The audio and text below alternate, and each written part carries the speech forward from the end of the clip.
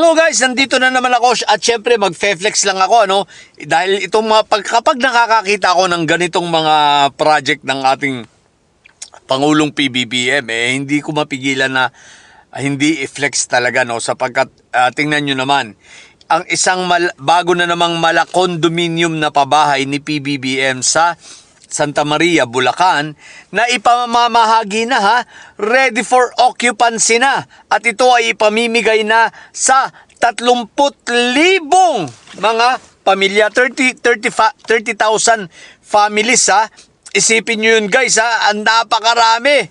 So napakaraming pabahay na ito na ipamimigay ng ating Pangulo sa mga kababayan natin na nasa Bulacan. Guys, ito pa. Hindi lamang ginagawa ng Pangulo na inaalis sa kalsada o kung sa mga squatter, kundi binibigyan ng maayos na tahanan ng ating mga kababayan. Hindi lang basta maayos na tahanan isang maayos na komunidad. Bakit? Ang programa kasing ito ng Pangulo guys kakaiba. Hindi lang basta inabot sa iyo ay tapos na. Hindi, kundi nagkakaroon na sila ng kalakip nito, pagtanggap mo magiging miyembro ka na ng Homeowners Association. Ibig sabihin, ito ay parang condominium talaga o isang parang subdivision community na aalagaan ninyo sapagkat ito ay sa inyo na. Ibig sabihin, magkakaroon kayo ng rules, magkakaroon kayo ng association, i-maintain nyo talaga yung building. Ibig sabihin, hindi na ito ordinaryong pamumuhay lang na parang wala lang, para ka na katulad nung maaring nasa squatter ka nung araw. Ngayon, iba na.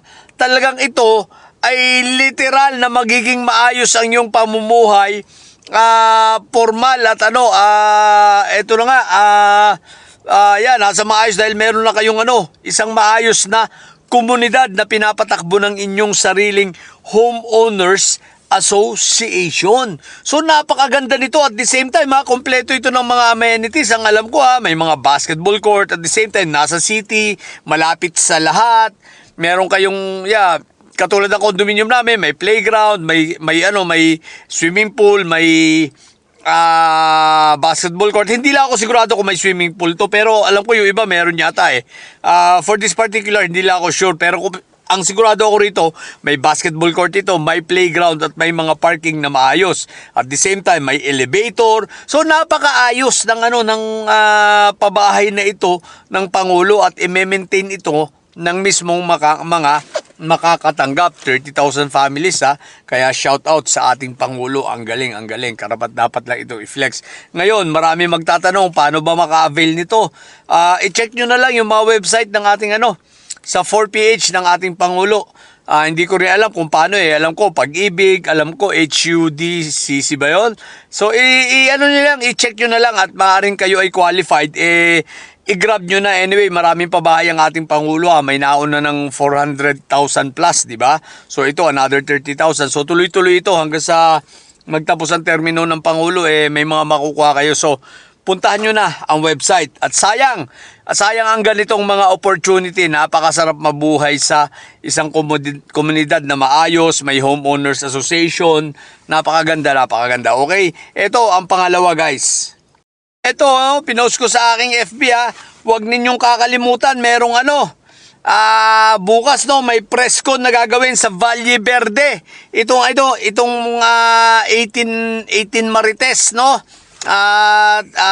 ito, nagbigay sila ng advisory sa mga media, ready raw sila magpa-interview. Ready raw silang magpa-interview at mamahagi ng mga bagong chismis, 'di ba? At mga gawa-gawang kwento. Kung ano pinagagawa ng mga inayupak na to. So 'yun, magpe-press con daw.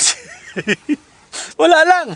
I-share ko lang sa inyo para may bago kayong mamaritesin. Ayan yung mga marites na 18 magmamarites raw uli bukas 2 to anong oras ito? 11 AM to 2 PM. What the heck? So yun lang. So mamubuntidili siya. Ewan ko ba kung bakit ba ito pinapatulang pa ng media.